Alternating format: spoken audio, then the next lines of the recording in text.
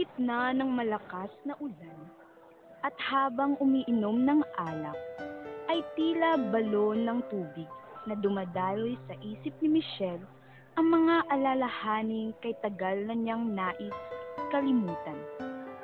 Kahit 17 taon na ang nakaraan, ay nananatiling sariwa sa kanyang isip, damdamin at konsensya.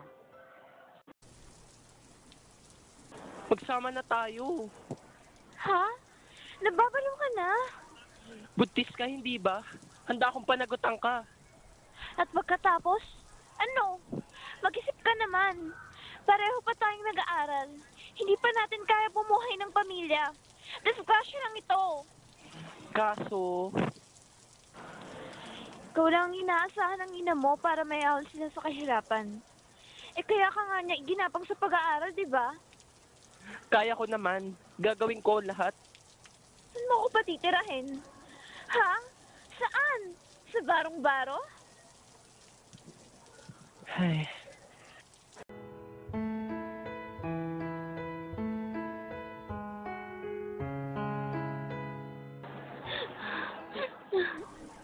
Kung tayo magpapakasal, masisira lang ang buhay natin.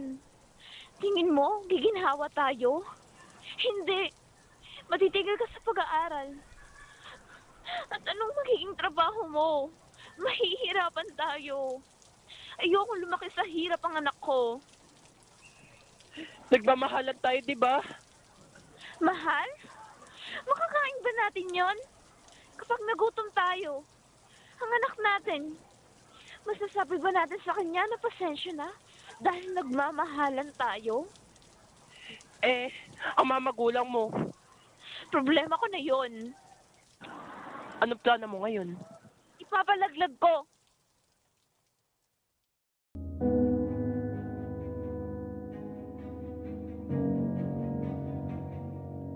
Aba, bakit ganyan ka tumingin?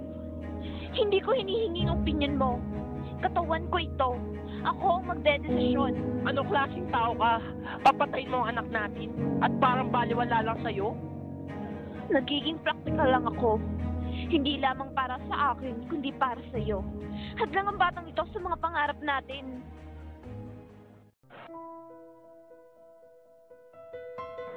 Napatingin si Joma kay Michelle at napaisip. Ito ba ang babaeng mahal niya? Ang babaeng handa niyang paghandugan ng lahat? Bakit parang isang taong walang puso at damdamin ang nasa harap niya?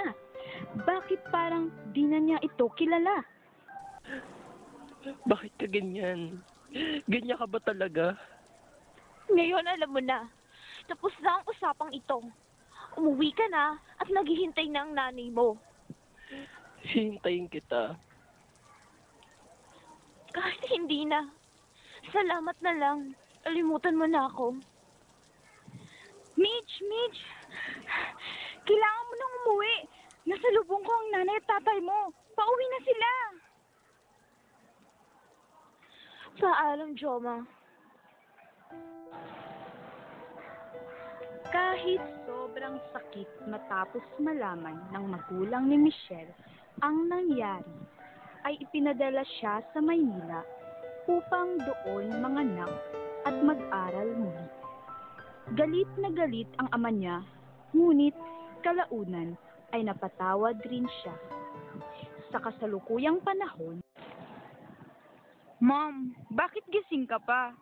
Oh, you're drinking beer na naman. Hindi ba masama yan para sa kalusugan mo?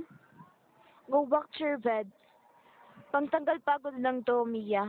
Promise, susunod ako. Okay, Mom.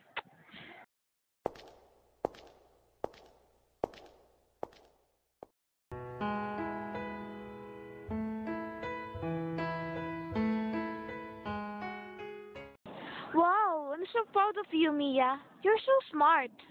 Good morning, Mom. I have no work today. Gusto mo pasyal tayo? Yes, Mom, yes. Saan mo ba gusto magpunta? To your place, Mom. I want to see kung ano itsura ng mall na pinamamahalaan mo. Let's go? Opo. habang nasa mall ang mag-ina,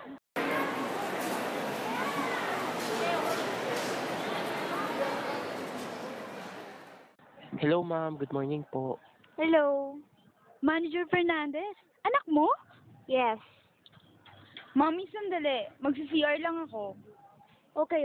Excuse me.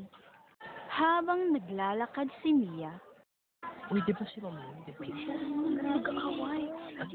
Ano yan? Tingnan mo yung uniform mo suot. Sa tingin mo, magiging piloto ka kung hindi ko ginawa yon? Oo. Nagtagumpay ako sa buhay. Kaya nandito ako sa harap mo ngayon. Para ipamukha sa'yo ang mga pagkakamali mo. Bakit mo hinawa yung mami ko? Hindi mo tinuloy. Oo, Joma. Anak natin. Sandali. Paano? Bakit? Ginawa ko yun dahil ayokong maghirap tayo. Ayokong patungan ng isa pang pagkakamali ang pagkakamaling nagawa natin noon. Kung nagpakasal tayo, baka nagpapatayan na tayo ngayon dahil wala tayong mapakain sa anak natin. What? Wait. Mommy, hindi ko maintindihan. Ipapaliwanag ko sa'yo sa bahay, anak. Mag-usap tayo. Naguguluhan ako. Ito, nandiyan ang lugar kung saan kami nakatira. Hihintayin ka namin ng anak mo mamaya. Pero, kung may asawa ka na, Wala.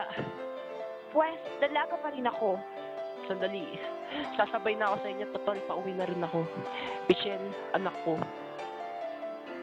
Anak, siya ang ama mo. Mahabang paliwanag pero ang mahalaga, buo ng pamilya natin. Really? Dad? Oo, anak. Dalaga ka na pala.